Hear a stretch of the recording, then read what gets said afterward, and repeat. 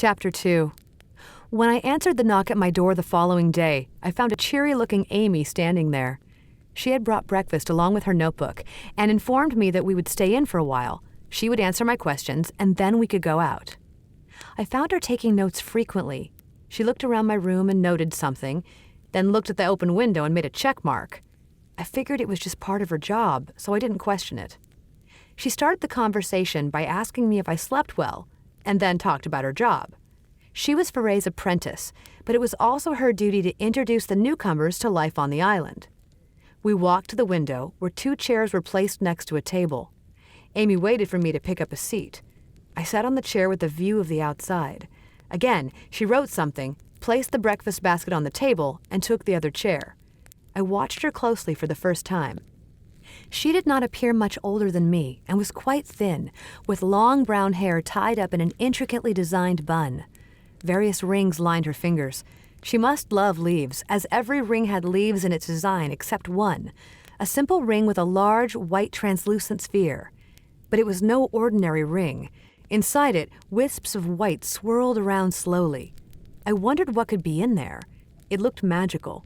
I noticed her turning it around her finger frequently.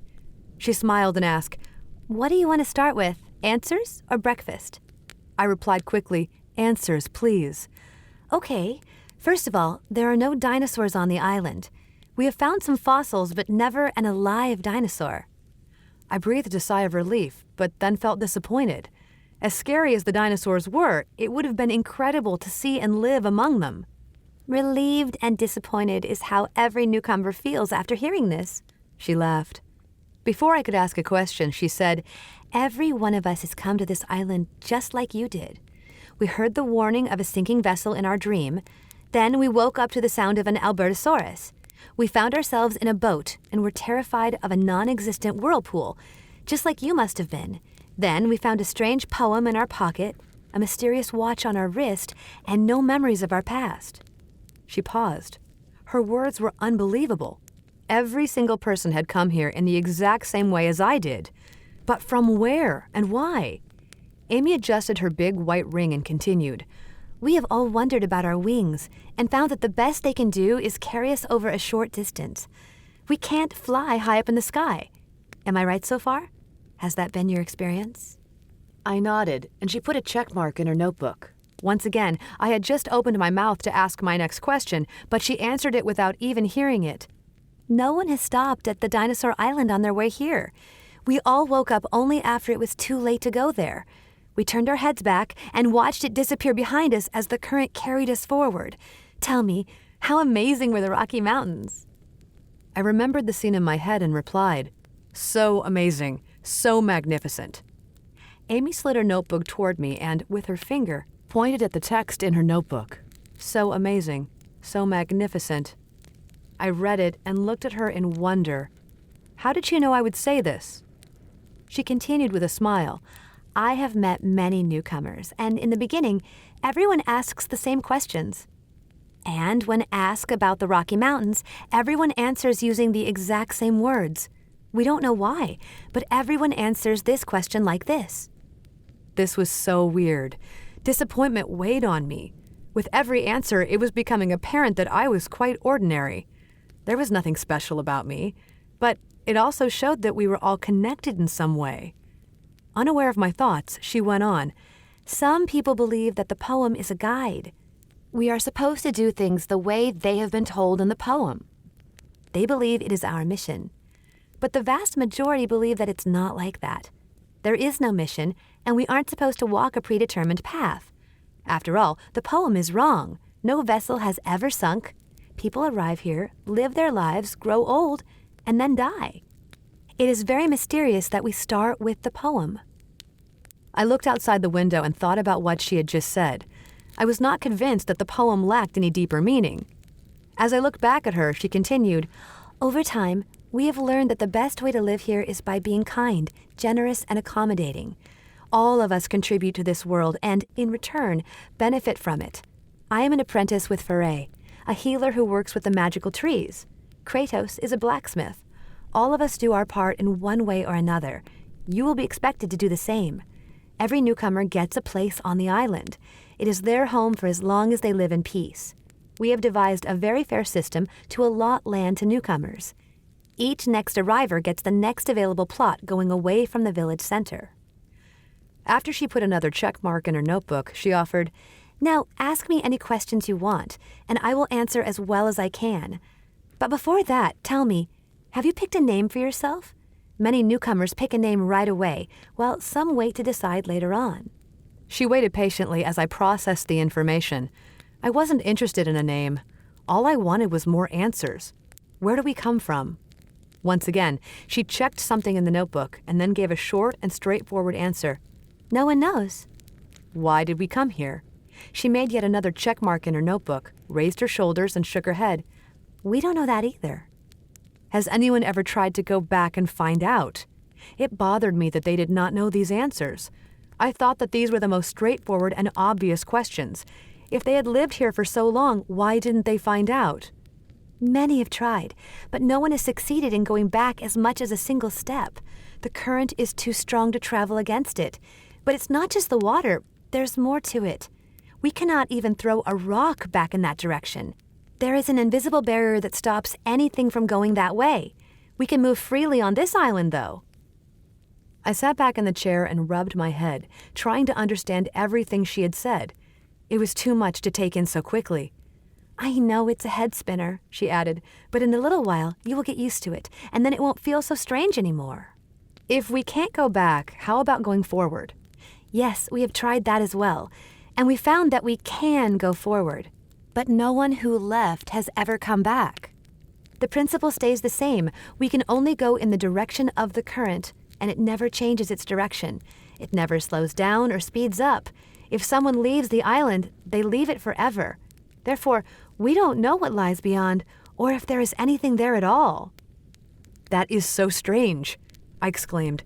Every answer brought more questions. She nodded. "We have looked from the highest places on the island, but didn't find any other piece of land around ours. All we can see is a dark curtain that blocks all probing. Those who leave prepared to die, accepting that there is no coming back, and there might not be another island to stop at." But if there is the dinosaur island and then this one, there could be more ahead. I think it is quite possible, don't you? She shifted uncomfortably in her chair. For a moment, she stayed quiet and focused on her rings. Then, with a sigh, she looked up and forced a smile. "You are right. It is possible, but we can't know for sure. And there is no black curtain blocking our view as we traveled from the dinosaur island to this one. But there is one ahead of us, so things could be different." A sad look took over her face. "We send our dead forward in their boats, with gifts and flowers, hoping that they will reach a better place. Everyone arrives in a boat, and unless there's an accident, leaves in a boat. And so we keep our boats with us for our entire life. This island is our home, and Serenus is our world." It was a grim topic, but judging by her low tone, I felt that her sadness had another reason. I asked gently, "Amy, did you lose someone?" She nodded without any expression on her face. I put my hands on hers to comfort her. "I'm so sorry, Amy." She forced a smile. "Thanks. It happened a few weeks ago." "I'm sorry if I made you sad. Don't let it dampen your spirits. Our world is so beautiful, and there's so much that will amaze you." She paused for a bit and then continued, "It is important to understand how to live here, and once you learn the basics, it can be a lot of fun." She then pointed toward the breakfast. "Let's eat now. We can continue our conversation later." We ate in silence. I kept going over all the strange answers I had received and the new questions they brought. After breakfast, she wrote a few more things in her notebook. I was very self-conscious because of her studying eyes and constant note-taking, wondering what she might be writing and whether I was behaving as expected, so I decided to ask her about it. Before she could respond, a small Albertosaurus appeared outside the window. For a moment, it startled me, but then I realized that it was a flat piece of wood that was cut and painted to look like a dinosaur head. Suddenly, a thought flashed in my mind. What if the dinosaur I saw while coming to the island was also a fake? What if everything she told me was a trick? The disturbing thought took over my mind for a fraction of a second, but I suppressed my expressions to hide what I was thinking. Amy shifted the subject from the island to her notebook. She held it up and said, "This is part of my job. I'm supposed to observe every newcomer and analyze their personalities. I'm glad you ask, because it's important to understand. In the beginning, almost everyone who arrives here behaves in the same way and has the same questions. But deep down, we are a little different from each other. And soon after our initial experiences, our small differences send us on very unique paths. We start looking at things in our own way." She found me listening intently and continued, "For instance, when I came in, I noticed that the window was open. Yesterday, you escaped the island under the waterfall but then came back voluntarily. Instead of running away, you wanted to know what was going on. Instead of focusing on choosing a name, you focused your attention on getting answers to your questions. And then your questions about going back and forward confirmed that you have an exploratory mind." She was right. I was still exploring many options in my head, wondering about different possibilities, and one of those was that everything she was telling me was a trick. I nodded. She continued with a smile. "When I became sad, you felt my pain and tried to console me. This tells me that you are sensitive and empathetic, and your first instinct was to somehow make me feel better." I smiled back, happy that she'd felt my care. She went on, "We do our part by giving a good welcome. The first experiences in the life of a newcomer are the most impactful, and we try to do the best we can. Good experiences make good people, and it is easier to be nice today than to deal with a dangerous person later on." She glanced at her notebook and added, "Please understand that I am not judging you. My goal is not to decide whether you did something in the right or wrong way. For example, you were awake and ready to meet me when I arrived. Instead, you could have been sleeping, as many people are, and that's perfectly all right. It's a lot to take in. So many people have trouble falling asleep for the first few nights, and that's why they wake up later in the morning. This analysis is just a starting point, and nothing we learn at this stage is certain. Over time, you will find what interests you, which will shape your life's direction. This personality analysis also helps us give you the right job, the one that matches your interests."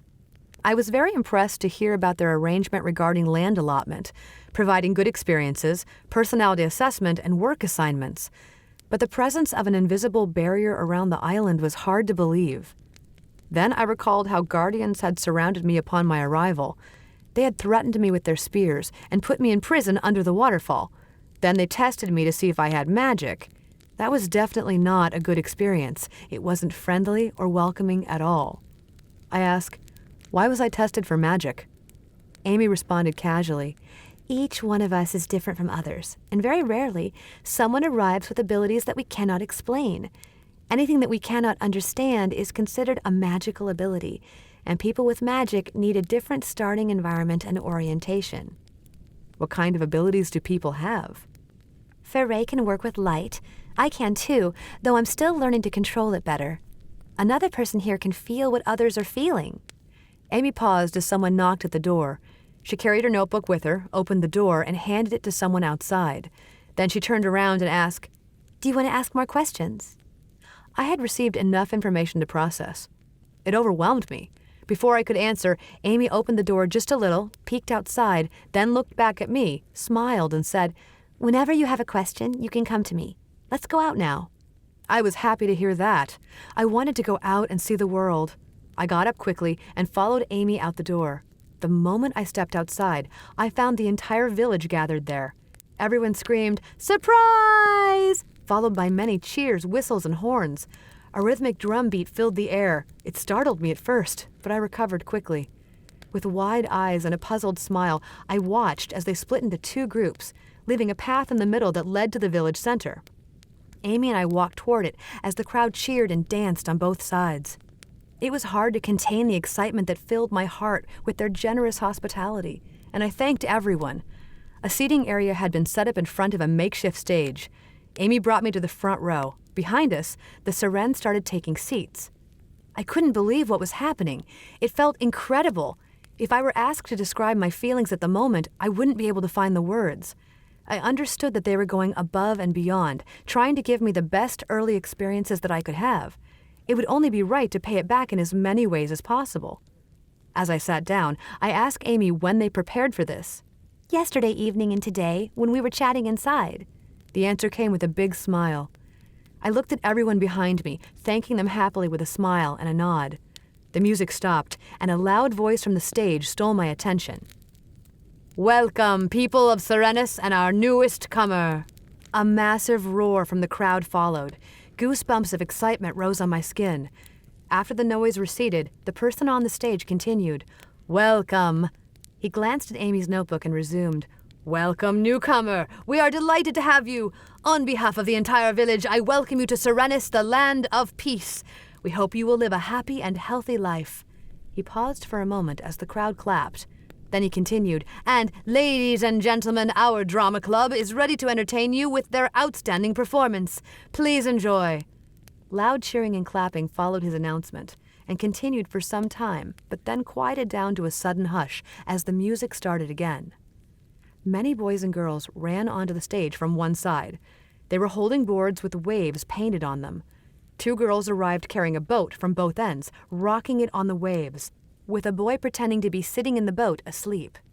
The ones carrying the waves started chanting, "Your vessel is sinking, survive the tides, the end is coming, open your eyes." The sleeper in the boat moved, but did not wake. The waves continued their chant more forcefully. "Your vessel is sinking, survive the tides, the end is coming, open your eyes." The boy moved again, but still wouldn't wake. The crowd laughed. After a few more attempts and bursts of laughter, a girl ran on stage with the wooden cutout of an Albertosaurus that I had spotted earlier outside my window. She let out a loud scream right next to the sleeper. The crowd laughed hysterically as the noise startled the boy, and he almost fell out of the boat. He balanced himself clumsily and looked around, acting scared. Then he checked his watch and searched his pockets. He found the poem and read it out loud confusingly. He looked around, scratching his head with a puzzled expression on his face, rocking in the boat comically. The entire village laughed, and I laughed with them.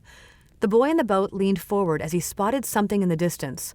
With squinted eyes, he kept looking ahead. Gradually, the waves started walking off the stage to one side, and from the other side came the trees. The newcomer watched them in amazement. He left the boat, which started heading back and out the same way as the waves. From behind the trees appeared people of the island who greeted him warmly. It was my story, but also everyone else's story. I knew this part, but was eager to see what would happen next, so I watched the performance expectantly. The music became more dramatic, and another newcomer dressed in identical clothes ran out from behind the boy in the boat. I hadn't noticed that they were not 1 but 2 boys, or at some point, another one had somehow snuck in and hid behind the first one. The people who had come to greet the boy moved back and watched the boys silently. One of the boys began to water a tree, while the other picked a flower and crushed it under his feet. The first one shook his head in disapproval, but the second one laughed carefree. Dejected, the first one went back to watering another tree. The cruel one formed a fireball and threw it toward the tree. The unfortunate tree immediately turned into burnt char. It reminded me of the burnt part of the island that I had seen from my boat. They must have been telling a true story. The kind boy stared at the other one furiously, but the vile boy was not affected and kept laughing in an evil manner. The first one moved forward. The other stepped forward proudly. Now they were going in circles. Their worried expressions hinted that something awful was about to happen. They lunged at each other and a fight started. It went on for some time. Eventually, both fell to the ground and lay motionless. The people who stood behind the trees ran toward the kind boy and were amazed as flowers from the nearby trees began to fall over his body. He moved slowly and, in a moment, was sitting up, all fine and healthy. The crowd cheered and clapped in excitement. The evil boy was still motionless on the ground. Some villagers carried him to a boat and put him in. The good boy was now standing in the center of the stage. He pointed at the one in the boat and sang, "I tell you the tale of a miserable soul, incarnation of greed, a foolish mole, rejected tradition, fell from grace. His pride no longer could he brace. Reason or caution was not his aim, but disgust and slur and disdain. A heart so dark no light could save, destroy the ark, a mission he made. Blind with hate, he chose a foul play. Grim his fate, he had to pay.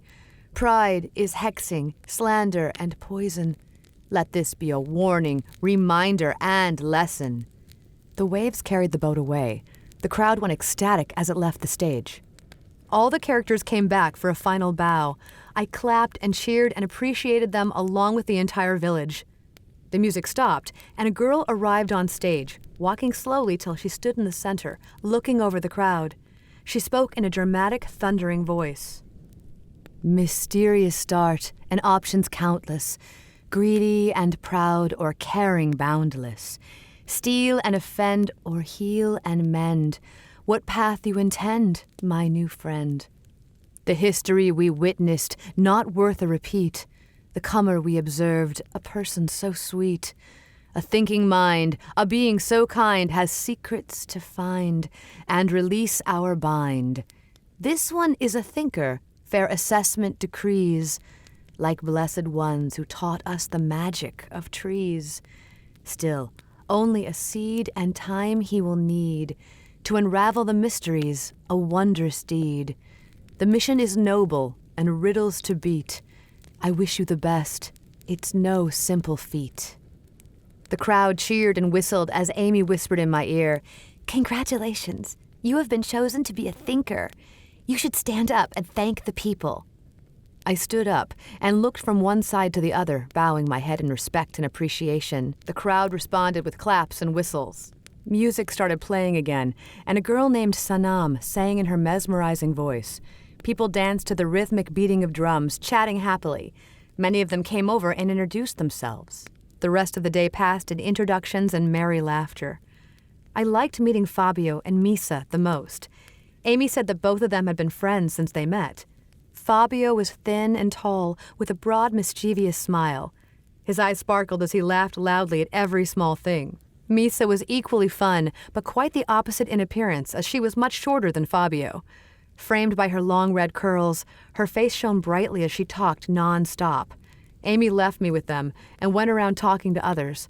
I spent most of the evening with them. They showed me their favorite trail, right in the village center, around the magical trees and back. The trees glowed in the dark, lighting the path in a rainbow of colors. It was an incredible sight. I wanted to know about the trees and their magic, but they said Amy would tell me in detail. When Amy returned to us, she was happy to see me chatting with my new friends. After some time, Fabio and Misa left. I sat with Amy watching the people laughing merrily and thought about my work as a thinker. My mind was full of questions. I had no idea what a thinker was supposed to do. Amy sensed my preoccupation and asked what was bothering me. I told her. She replied gently, "Do not worry. I will answer all your questions. We still have another day to spend together. The orientation for newcomers lasts for 2 days." After the party, I returned to my room in the lodge.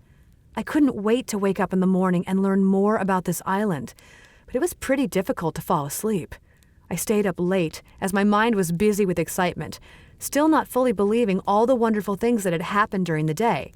I pondered over the actions of the 2 boys portrayed in the performance and promised myself that I would live just like the kind one. The play on the stage hinted that something terrible had happened here. I wonder who did that and why. This place was so beautiful, and the people were so kind that it was unimaginable to think someone could try to ruin it.